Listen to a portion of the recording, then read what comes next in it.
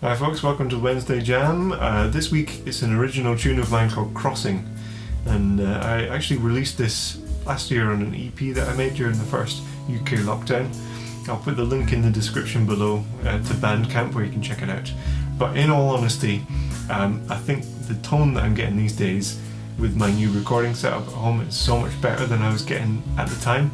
So I kind of wanted to update this track, do a new version. I've used the original drums and bass. The drums were played by David Lourie and the bass was Dan Rogers.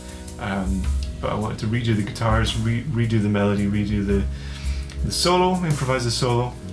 It's kind of a slow tune with a bit of a kind of a chromatic harmony, so see what you make of it. It's an interesting one to kind of solo over because it's kind of, at times it's E major and at other times it's kind of parallel to E minor. So the backing track will be up on the website. You can stream it and play along if you fancy having a go yourself. And I thought I'd also just take you through my kind of go-to cleanish tone with this setup. And that's, for those of you that are interested in the Charvel, I'm actually just using the single coil neck pickup throughout on this recording. Just a really sweet kind of tone. And then that's into the HXFX, which is giving a bit of a boost and a bit of compression, and also some tube echo and spring reverb going into the effects loop of the amp. And then the amp is where it gets really clever. This is really the heart of the whole thing.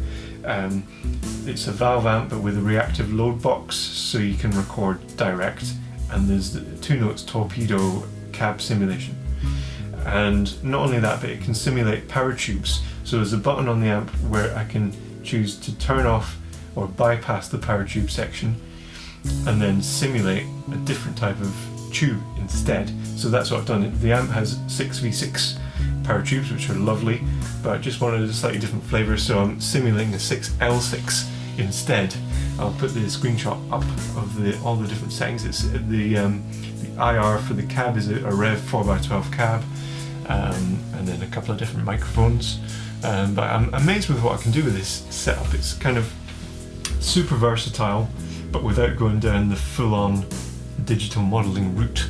It's nice to know there are still some actual red-hot tubes somewhere in the chain. Makes me smile. So there we go. Hope you enjoy this track. Remember and subscribe, all that kind of thing, and I'll see you next time.